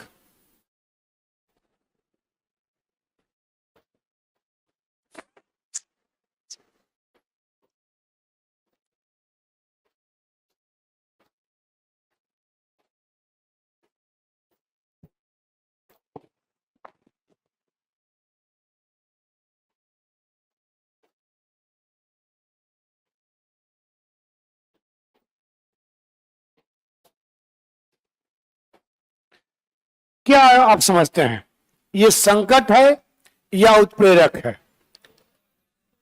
दोनों है। अगर सही से इस्तेमाल करो तो आपके लिए सहायक है, और गलत इस्तेमाल करो तो आपके लिए खतरनाक है। आजकल तो स्कूल के बच्चे एआई का इस्तेमाल करके किसी का फोटो, किसी का सर, किसी का धड़ बना करके फोटो कर देना है। ये बड़ी चिंता है।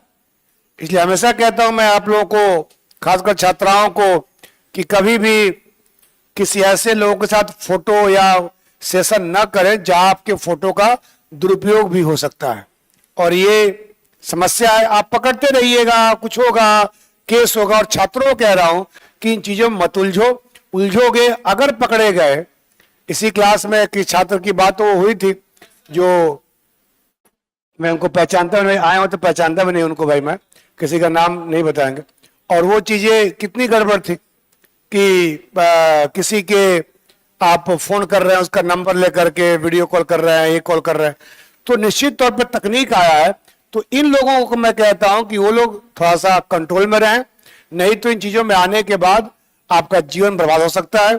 और इन लोगों के सतर्क रहें, आप अनावश्यक रूप से किसी से साथ अपने फोटोज को, अपने बाकी चीजों का शेयर ना करें। वो कहीं ना कहीं आपके लिए खतरनाक हो सकता है। और आप छोटी सी गलती, छोटी सी, क्योंकि देखो जितने लोग बैठे हुए हैं, किसके मन में इंसान है और किसके मन में शैतान है हम नहीं जानते हैं। तो सुरक्षा ही बचाव है, बचाव ही सुरक्षा है। हम क्यों ऐसा काम करें, हम क्यों ऐसा काम करें? वैसे ना करें तब भी हो सकता है। एक आजकल लोन वाले ऐप वाले आए हैं, वो कहीं ना कहीं भेज देते हैं किसी का फोटो, मेरा ही फोटो बना के भेज दिया था, लोन चोर, पूरा वायरल कर दूंगा। मैंने कर दो यार, इसी बहाने नाम हो जाए, है ना। मैं किसी और शहर में था उस समय, 1 साल पहले की बात है, पता नहीं कहां कहां से फोटो लगा, मेरा सर लगा करके, वो उनका होता है ना, वो सब कर देते हैं, और हम बड़ा सा लोन चोर लिखा हुआ था। और वही एक और मैं जानने वाला उसमें ट्रैप हो गया, तो 30-40 हजार दे चुका है, अभी भी उसको ब्लैकमेल किया जा रहा है। तब मैंने बताया कि ऐसे करना, मैंने कुछ किया नहीं, ब्लॉक कर दिया उसको। मैं ना क्या करना है करो, मत करो, तुम जानता नहीं मैं कौन हूं, औकात दिखा दूंगा, ऐसा मत करो, कोई फालतू नहीं है।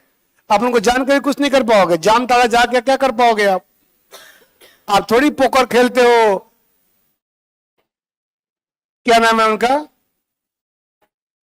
हीरो शाहिद कपूर, उसको मैसेज आता है ना कि आपको कार मिली है, 1000 रुपये दीजिए, तो बोला है कि मैं आके लूंगा, तो बोलता है जामनगर में आइए, तो जामनगर में जाना ही चाहता हूं।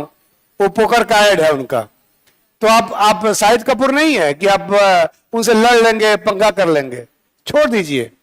हाँ, वो सब बातें हाई लेवल की बातें हैं, वो चिंतित है क्या बोल दिए सर, ये हाई लेवल की बातें। तो मेरे कहने का सेंस है कि एआई के युग में यहां तो हम चुनौती और उत्प्रेरक और संकट पड़ेंगे, हम लोगों को भी थोड़ा सा सतर्क रहने की आवश्यकता है।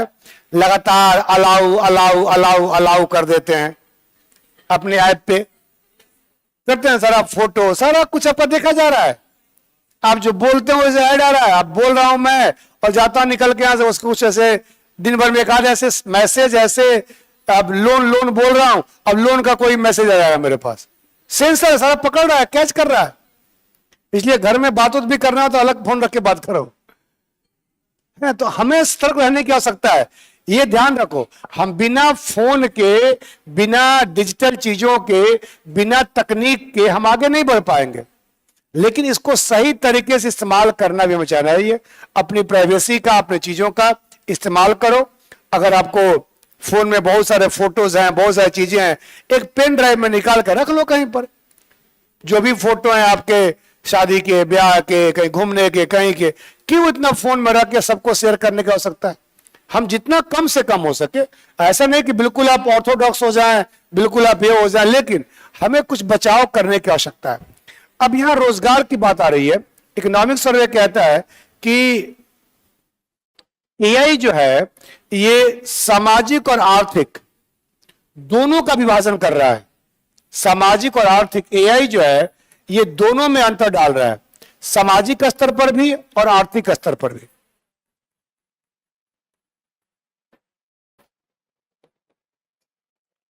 और एआई का इस्तेमाल के द्वारा हम सामाजिक कल्याण भी कर सकते हैं और आर्थिक कल्याण भी कर सकते हैं, लेकिन हमें कल्याण आना चाहिए।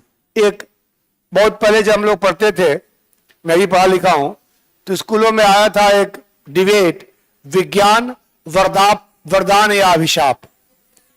ये सबके स्कूलों में आता था, हमारे यहां भी आया था। 9th क्लास में जब मैं था तो हमने भी कहीं स्कूलों का 4-5 स्कूलों का होता था ना डिबेट वगैरह, वहां गया था। तो विज्ञान वरदान या अभिशाप, आज जो है मोबाइल वरदान या अभिशाप, ये गेम वरदान या अभिशाप, ये एआई जो है वरदान या अभिशाप।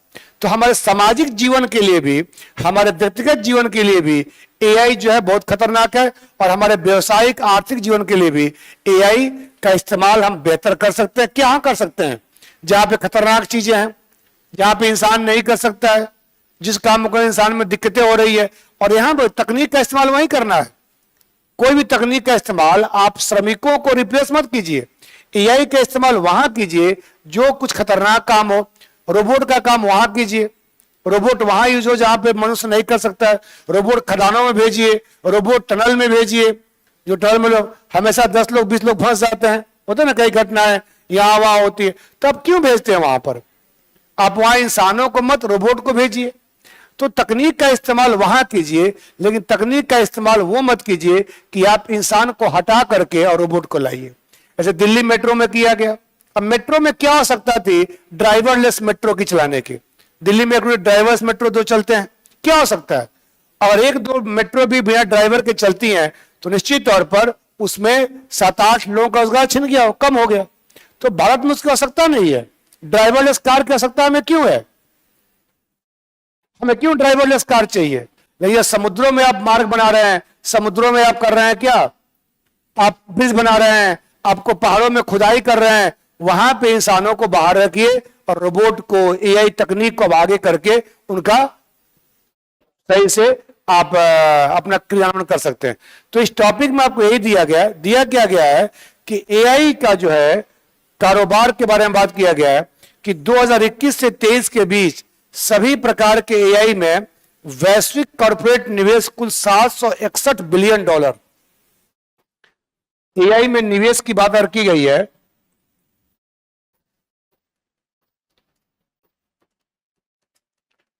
देखो, मानव की एक प्रवृत्ति क्या रही है ना कि कोई चीज नया आता है ना तो आदमी पागल हो जाता है उसके लिए,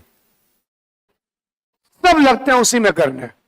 अब जितने अभी गेमिंग ऐप वगैरह चल रहे हैं, अभी आईपीएल चल रहा है, बहुत सारे लोग, आप लोग रोज ड्रीम 11, माई सर्कल 11, क्या क्या है, सब में एक वो भी आ गया है, प्रोबो है ना, क्या नाम है उसका, प्रोबो। कितने ओवर में कितना रन बनेगा, लगाओ इतना मिलो, सब नशे की आदत डाल रहे हैं आप लोग। बहुत लोग खेलते होंगे, जिसका चेहरा उदास सा लगता है कि वो रात में मैच में राजस्थान में कहा होगा जीत जाएगा, राजस्थान हार गई, बहुत नुकसान करके आए होंगे। तो ये क्या कह रहा है कि ये सब चीजें जो है कहने खतरनाक है हमारे लिए। तो इकोनॉमिक सर्वे कहता है कि 2021 से 23 के बीच, 2021 से लेकर के 2023 तक जो कॉरपोरेट निवेश है, एकदम सब लोग, मैं कह रहा था कि सब लोग जो है इसी में निवेश कर रहे हैं। सबको लगता है कि भविष्य का क्षेत्र यही है, और कहीं ना कहीं सब ये 761 बिलियन वैश्विक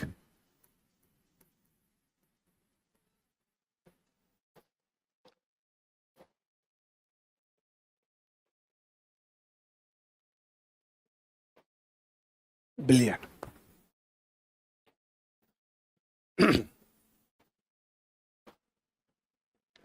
और इसके चलते एक डेटा आया है कि एआई जनित ऑटोमेशन, मतलब स्वचालन के कारण 75 मिलियन नौकरियां खतरे में है।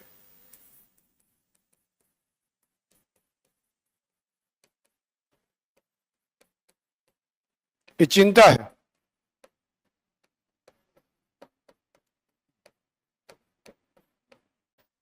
अब देखो ना, अगर मीडिया में, अगर न्यूज में सब न्यूज एंकर, सारे रिपोर्टर अगर एआई वाले हो जाएं, तब तो आता है। कुछ चैनल पे शुरू किया गया है कि एआई के लिए आता है, लेकिन अभी वो मौसम की बातें ही करती है, बातें नहीं करती है। लेकिन अब यहां पर आने वाला भी एआई आ जाए, हाँ,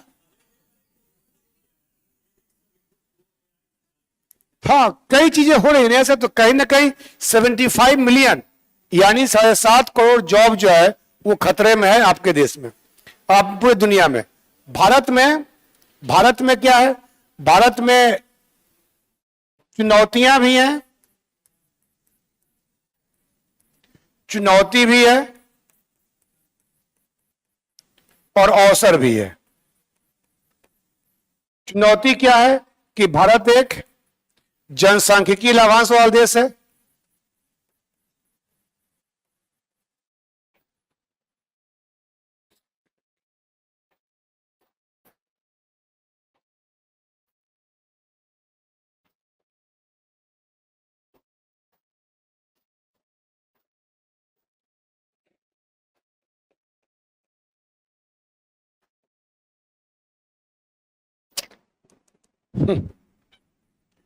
जनसांख्यिकीय लाभांश वाला देश है।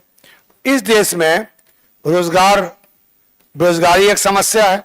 अगर यहां पर हम लोगों ने अगर शुरू कर दिया एआई, तो निश्चित तौर पर हमें इसकी चुनौतियों का सामना करना पड़ेगा। लेकिन अवसर क्या है? अवसर यह है कि एआई के द्वारा हम एआई के क्षेत्र में रोजगार सृजन कर लें, इंजीनियर वगैरह, सारे स्टाफ वगैरह, रोजगार एआई को बनाने में, एआई विकसित करने में।